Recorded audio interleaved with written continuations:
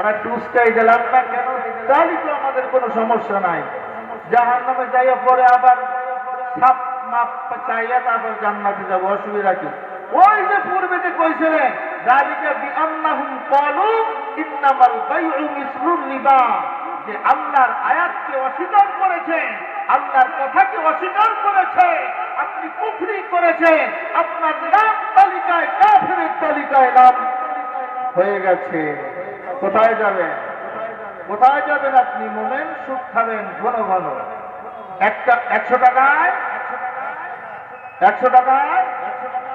110 টাকা, ঠিক না বাকি?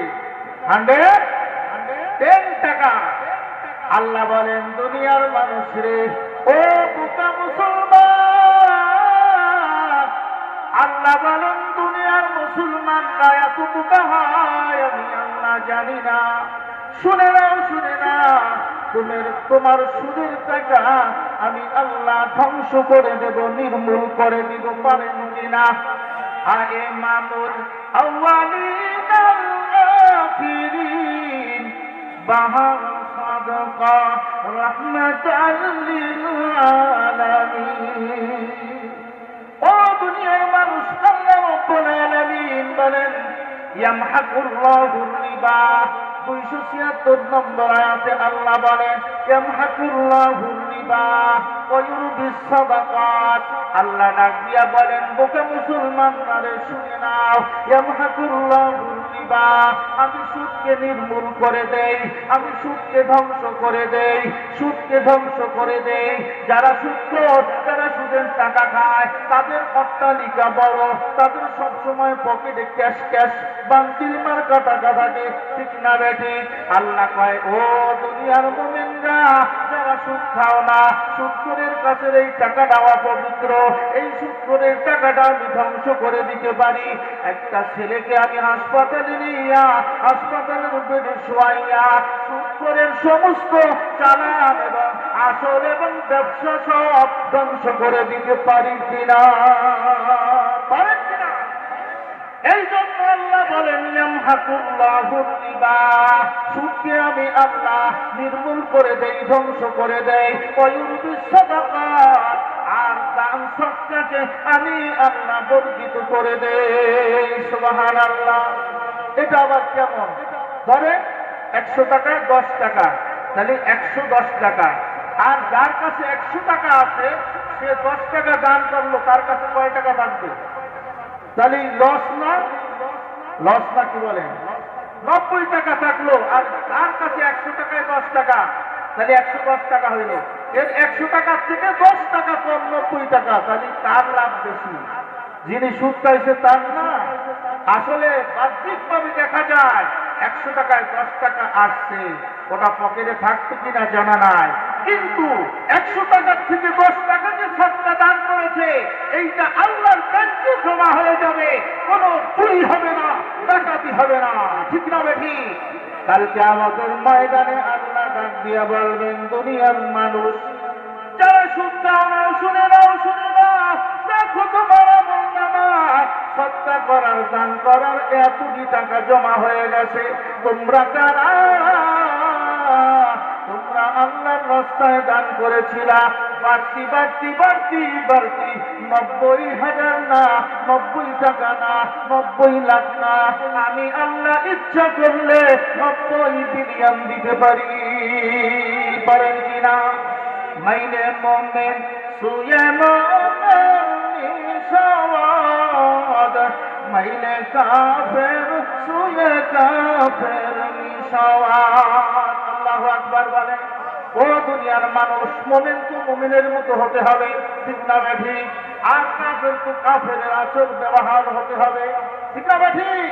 মুমিন যদি সুদের কারবার করে আর আল্লাহর বিধানকে অস্বীকার করে, কুফরির সাথে যদি খাতায় নাম লেখাইয়া যায়, দুনিয়ার মানুষরে আল্লাহ বলেন ওয়াল্লাহু লা ইউহিব্বু কুল্লা কাফফারিন আথীম।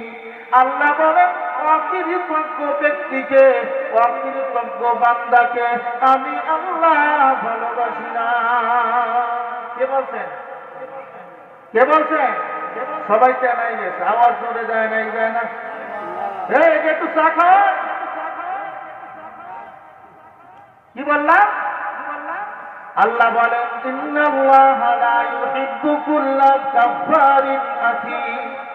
ও কৃতজ্ঞ যারা হয়, আমি আল্লাহ সব কিছু দিয়েছি, এই সব কিছু দেওয়ার পরে আবার আলাদা কারবার করে, যেই কারবার আমি হারাম করেছি, সেই কারবারের শাস্তি আমি অনেক বড় রেখেছি। আল্লাহ নবী ডাক দিয়া বলেন আন জাবির রাদিয়াল্লাহু তাআলা আনহু قال لعن رسول الله صلى الله عليه وسلم آكل الربا। এই সবাই আমাদের দেখান, এক আঙ্গুল উঠান, এক আঙ্গুল উঠান। আকিল রিবা ওয়া মুকিলাহু, উঠান দুটা, ওয়া শাহিদাহু ওয়া কাতিবাহু। কয়টা? কয়টা? আল্লাহ বলেন আল্লাহর নবীর, এই হাত উঠাই রাখেন, আল্লাহর নবীর লানাত অভিশাপ। ডাকে কে সুমন ভাই? ডাকে কে? মাস্টারটা একটু কমাই দেন। আল্লাহর নবীর অভিশাপ। এক নম্বর আকিলার রিবা, যারা সুদ খায়। কি খায়? যারা সুদ খায়। অমুকিলাহু, যারা সুদ গ্রহিতা হয়, অর্থাৎ একজনের কাছে একজনে সুদ নেয় না, এই টাকা ঋণ নেয় না, ওই হলো মুকিলা। ওর নাম হলো ঋণ গ্রহিতা। টাকা যিনি নিয়েছেন তাকে বলা হয় 2 নম্বর। 3 নম্বর হলো ওয়াশাহিদাহু, যিনি সাক্ষী থাকেন, মধ্য পর্যায়ে সাক্ষী থাকেন। 4 নম্বর হলো যিনি এই সময়টা লেখেন, কত টাকা নিয়েছি, 50,000, মাসে কত টাকা, এত টাকা, যিনি কাতের যিনি রাখেন, 4 শ্রেণীর ব্যক্তি আল্লাহ নবী বলেন ফাকালাহুম সাওয়া, ফাকালাহুম সাওয়া, তাদের একই পর্যায়, একই গুনাহ, একই শাস্তি হবে। বলেন নাউযুবিল্লাহ। এখন ইমাম সাহেব অভাবে পড়ছে, যাও বেড়াকে যাইয়া মুসল্লি যাও, ইমাম সাহেবকে একটু উদ্ধার করে আসো। যাবেননি? এই যাবেননি? পিরিত যত খাও যাবেন, যাবেন। আর আমরা একটা অভাবে যদি করি, আল্লাহর কাছে চাই না, যাই আমি বেড়াকে ঢুকে যাই। দেওবন্দি সুদ না বেসুদ? আওয়াজ দিয়ে বলে আল্লাহ রাজ্যে বলেন দুনিয়ার মানুষ সুদকে আমি আল্লাহ নির্মূল করে দেই, আর দান সৎকাকে আমি আল্লাহ তার মধ্যে বরকত দেই। ঠিক না বেঠি? আল্লাহ রাজ্যে বলেন দুনিয়ার মানুষের রে ইয়া আইয়ুহাল্লাযীনা আমানুত্তাকুল্লাহ। আল্লাহ রাব্বুল আলামিন বলেন হে ঈমানদারেরা, আল্লাহকে ভয় করো। কাকে? কাকে? আল্লাহকে ভয় করো। আমানুত্তাকুল্লাহ। এরপরে আল্লাহ বলেন ওয়াযারু মা বাকিয়া মিনার রিবা। আল্লাহকে ভয় করো, আল্লাহ যে উপদেশ দিয়েছেন সুদ থেকে ফিরে থাকো। ওয়াযারু মা বাকিয়া মিনার রিবা ইন কুনতুম মুমিনিন। আল্লাহ বলেন দুনিয়ার মানুষ আমি আল্লাহকে ভয় করো, আর সুদের কারবার ছেড়ে দাও। সুদের আসল যেই টাকা, এই টাকাগুলি শুধু নিয়ে নাও, আর সব কিছু ছেড়ে দাও। রাজি আছে না যারা সুদ খায়? কারণ আপনারা কইলি করবেন কি আমরা তো সুদ করি না, আমরা তো ঠিক না বেঠি? ইয়া আইয়ুহাল্লাযীনা আমানুত্তাকুল্লাহ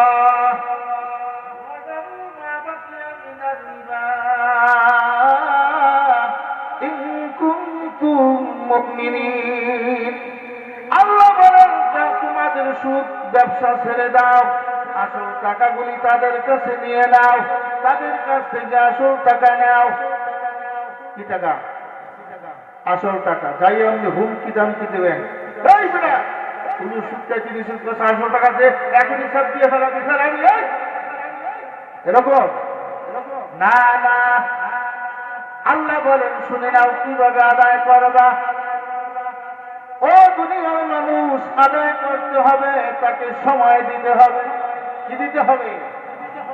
অন্য আয়াতের মধ্যে আল্লাহ বলেন, এই পৃষ্ঠার মধ্যে অন্য আয়াত, এক আয়াত খুঁয়া পরের আয়াতে আল্লাহ কি বলেন ধারাবাহিকভাবে আলোচনা করে যায়।